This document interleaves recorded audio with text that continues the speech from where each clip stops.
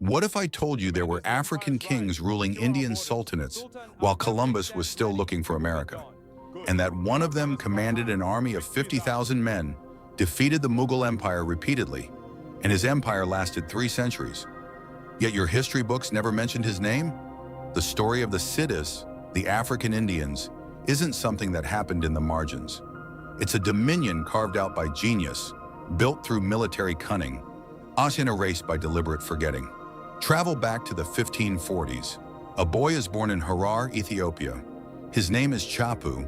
He gets captured, sold to an Arab trader for 20 ducats, moved to a Baghdad slave market, sold again, renamed Ambar, given an education. By the early 1570s, he lands in India as a slave in the household of Chengiz Khan, another Ethiopian who'd risen to become prime minister of the Ahmadnagar Sultanate. This is when the story transforms. When Chengiz Khan dies, Ambar is freed. But he doesn't retreat. He does something extraordinary. He builds a cavalry from nothing. According to historical records documented by the Smithsonian Institution and the Library of Congress, Malik Ambar's mercenary force grew from 150 men to over 7,000 warriors in just years. By 1607, according to academic historians, he became the prime minister and de facto ruler of Ahmadnagar, one of the Deccan's most powerful sultanates. The Mughal emperor Jahangir was obsessed with him, consumed by him. In his personal memoirs, Jahangir referred to Ambar repeatedly with fury. That black wretch, Ambar of dark fate.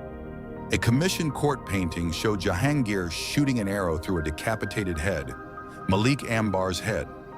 Except there was one problem with that fantasy. Malik Ambar never died in Jahangir's hands. He died in his own bed in 1626, a free man, having preserved his kingdom's independence for nearly 3 decades against the greatest empire on the continent. But here's what history has truly buried. Malik Ambar wasn't alone.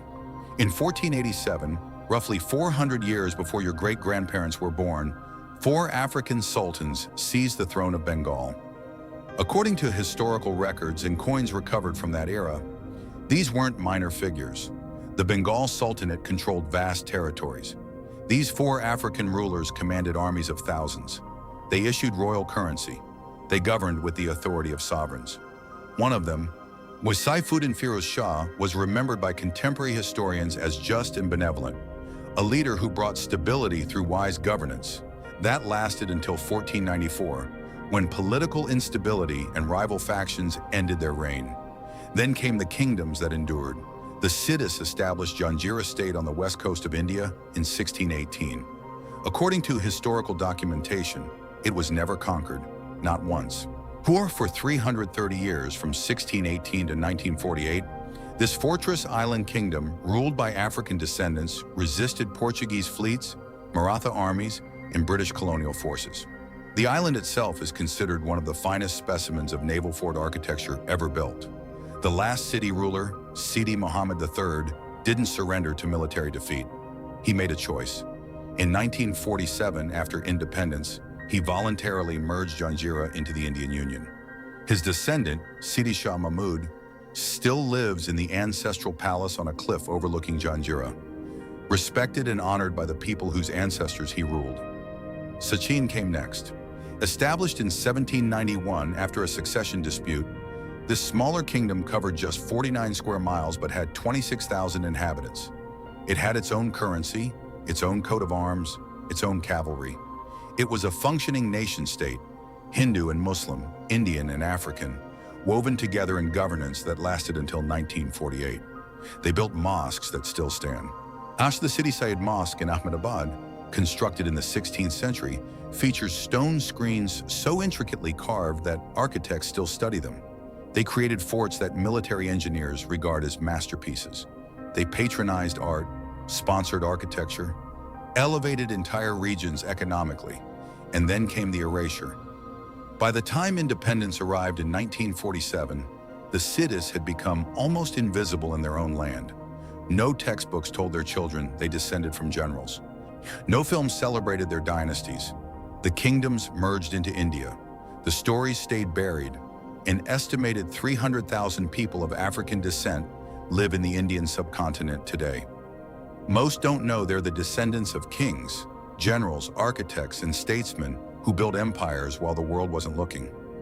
Malik Amber once said, or was documented to have believed, that a man's character determined his fate, not his origin. He was born enslaved. He died sovereign. He governed thousands. But he preserved independence against empires, and history tried to erase him anyway. So ask yourself, what other histories have we deleted?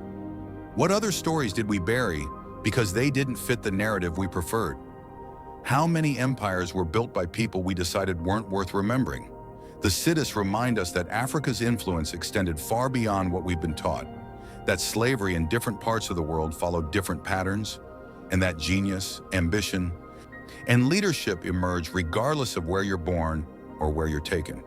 If this makes you want to know more, if this makes you angry that these stories were hidden, like this, share this, and follow, because history is deeper than we've been told. And the deeper you dig, the more you realize we've been getting the story wrong all along.